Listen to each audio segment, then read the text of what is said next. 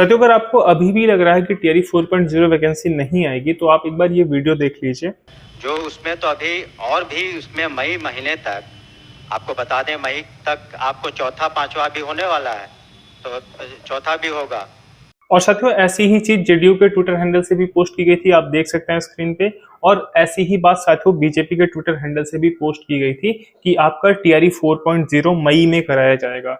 तो अगर आप अभी भी संशय में है कि टीआरई 4 आएगा या नहीं आएगा, तो साथियों आप जो है अपनी तैयारी कमजोर कर रहे हैं। अगर आपको सिलेक्शन लेना है तो आपको प्रिपरेशन पहले से ही करना होगा। साथियों, टीआरई 2 की अगर मैं आपको बात बताऊं तो देखो, उस टाइम पे विज्ञापन तो नवंबर में आया था और दिसंबर में एग्जाम भी हो गए थे, लेकिन कहीं ना कहीं हम लोगों को ये उम्मीद था कि वैकेंसी आएगी, इसीलिए हम लोग पहले से ही तैयारी कर रहे थे, 1-2 महीने पहले से ही। ओवरऑल साथियों आपके पास भी 3 महीने का समय है। देखिए, ये कहा जा रहा है कि भर्ती प्रक्रिया आपकी शुरू होगी मई में। भर्ती प्रक्रिया शुरू होने का मतलब ये है कि आपका नोटिफिकेशन आ जाएगा, फॉर्म फिल होना शुरू हो जाएंगे और लगभग जो है 35 से 40 दिन बाद आपका परीक्षा भी हो जाएगा। साथियों, अगर एग्जाम की बात करूं तो देखो, आपका एग्जाम लगभग जो है जून के लास्ट में या फिर जुलाई के शुरुआत में जाता हुआ दिख रहा है। तो अगर आप अभी से देखते हैं तो आपके पास 3 महीनों का समय है साथियों, लगभग आपके पास 90 दिन का समय है। आपके पास पूरा अप्रैल है, मई है, जून है। तो अगर आप साथियों 90 दिनों में तैयारी करते हैं, मतलब आप 90 दिन में पहली बात तो पूरी तैयारी कर सकते हैं, क्योंकि बीपीएससी टीआरई का जो सिलेबस है वो बहुत ही अच्छा है कि कोई सालों से प्रिपरेशन कर रहा हो और कोई 2-3 महीने में पढ़ के भी उसके बराबरी कर सकता है। तो बीपीएससी टीआरई का साथियों सिलेबस बहुत ही अच्छा है और ये सिलेबस मैंने अपने ग्रुप में प्रोवाइड करा दिया है, आपको लिंक डिस्क्रिप्शन बॉक्स में मिल जाएगा। और मैंने सभी पीवाईक्यूज भी आपको प्रोवाइड करा दिए, आपका कोई भी विषय हो, टीजीटी पीजीटी जूनियर हो, तो वो भी आपको डिस्क्रिप्शन बॉक्स में मिल जाएगा। तो साथियों आपको प्रिपरेशन की शुरुआत कैसे करनी चाहिए? जब देखो टीआरई 2 का फॉर्म आया था, जब हम लोग फॉर्म फिल कर रहे थे, तो उस दौरान तो साथियों केवल 1 ही महीने का समय बचा था, लेकिन उससे पहले साथियों लगभग प्रिपरेशन मेरी हो चुकी थी, मतलब 50-60% प्रिपरेशन हो चुकी थी। और लास्ट के 1 महीने में मैं केवल उन्हीं चीज को पढ़ा जहां से मुझे मोस्टली क्वेश्चंस भी देखने को मिले और कहीं ना कहीं वो मेरी सफलता में सहायक भी हुए। तो मैं साथियों आपको वही चीजें बताऊंगा जो आपके सिलेक्शन में सहायक होंगे। देखिए, समय साथियों बीतते समय नहीं लगता है। आपने देखा कि अभी 2025 शुरू हुआ था, अभी देखिए आप 3 महीने बीत चुके हैं और अगले 3 महीने में साथियों आपकी परीक्षा भी कब हो जाएगी आपको पता नहीं चलेगा। मतलब ये है कि टाइम देखो बहुत जल्दी बीतता है। बस हमें क्या एक चीज कंटिन्यू रखनी है, अपनी प्रिपरेशन हमें जारी रखनी है। साथियों, मैं आपको अब वो चीजें बताऊंगा जो मैं फॉलो किया था टीआरई 2.0 के दौरान, और केवल मैं उन्हीं चीजों को बताऊंगा जो मैं खुद फॉलो किया हूँ। अगर आप किसी भी गवर्नमेंट एग्जाम की प्रिपरेशन कर रहे हैं या फिर गवर्नमेंट टीचिंग एग्जाम की प्रिपरेशन कर रहे हैं, तो टेक्स्ट बुक आप सभी के लिए लेकर आए एक बेहतरीन ऑफर। ये ऑफर आज से लेकर 31 मार्च तक रहने वाला है और इस बीच आपको टेक्स्ट बुक का ईयरली पास तो बहुत ही कम प्राइस में देखने को मिलेगा, केवल 351 रुपए में, अगर आप मेरा कूपन कोड यूज करते हो NKS। तो लिंक डिस्क्रिप्शन बॉक्स में आप चेकआउट कर सकते हैं। टेक्स्ट बुक पर आपको सभी गवर्नमेंट एग्जाम के पीवाईक्यूज मिल पाते हैं और साथ ही आपको प्रैक्टिस सेट्स भी मिल जाते हैं।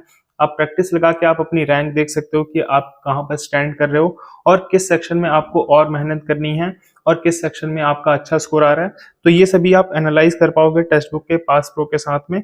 तो लिंक मैंने डिस्क्रिप्शन बॉक्स में प्रोवाइड करा दिया, आप वहां पर क्लिक करके डायरेक्टली टेक्स्ट बुक का पास प्रो 1 ईयर का परचेज कर सकते। साथियों, जब टीआरई 2 का विज्ञापन आ गया था तो मैं केवल एक चीज पे सबसे ज्यादा फोकस किया हूँ, वो है पीवाईक्यू।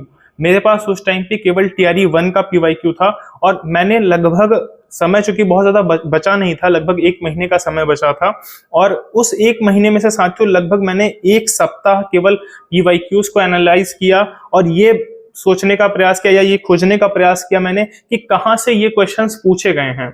और अगर आप साथियों आप भी एनालाइज कर सकते हैं, आप टीआरई 3 का पीवाईक्यू उठाइए, टीआरई 2 का भी आप पीवाईक्यू ले लीजिए, टीआरई 1 का भी, सभी मैंने अपने टेलीग्राम ग्रुप में प्रोवाइड कर दिया है और उन सभी को आप एक बार एनालाइज कर लो और अच्छे से देख लो कि ये क्वेश्चंस मैं कहां से कर पाऊंगा। आप मोस्टली देखेंगे कि 60-70% साथियों प्रश्न आपको केवल एनसीईआरटी और एससीईआरटी से मिल जाएंगे।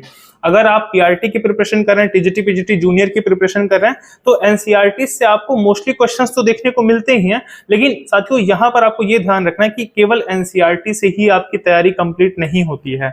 आपकी तैयारी कंप्लीट होने के लिए साथियों एक स्टैंडर्ड बुक आपको जरूर रखना होगा।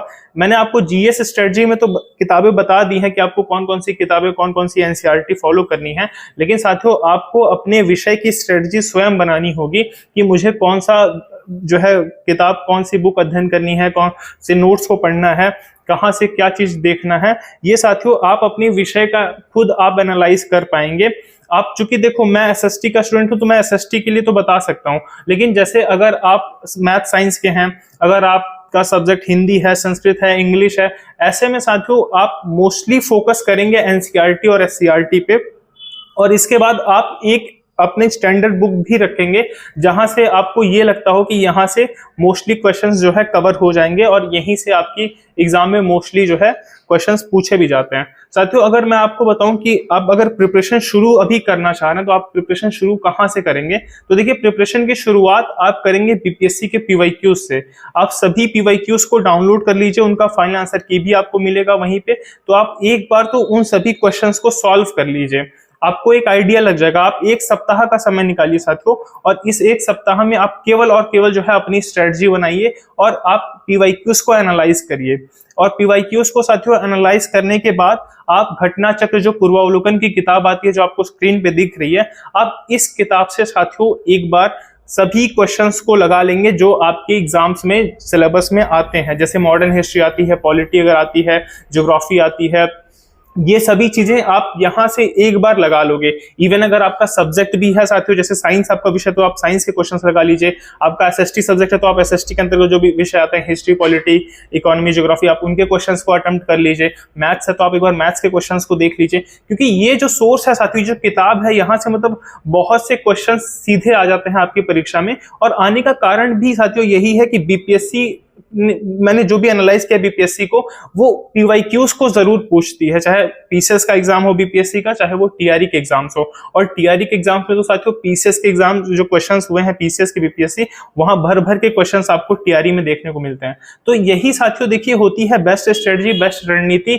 ऐसा नहीं है कि कोई बहुत ज्यादा पढ़ के सिलेक्शन ले रहा है और कोई बहुत कम पढ़ के सिलेक्शन ले रहा है। अगर आप सही चीजें पढ़ रहे हैं तो आपको सिलेक्शन लेने से कोई नहीं रोक पाएगा। साथियों अगर आप कमेंट करेंगे कि सर आप मेरे विषय की रणनीति बताइए, तो मैं जरूर उस पर बताने का प्रयास करूंगा आपको कमेंट बॉक्स के माध्यम से। अगर आपको ये वीडियो पसंद आया हो तो आप हमारे चैनल को सब्सक्राइब कर सकते हैं और लिंक डिस्क्रिप्शन बॉक्स में आप हमारे टेलीग्राम ग्रुप से जरूर जुड़ जाइए। इस वीडियो को देखने के लिए आप सभी का बहुत बहुत धन्यवाद।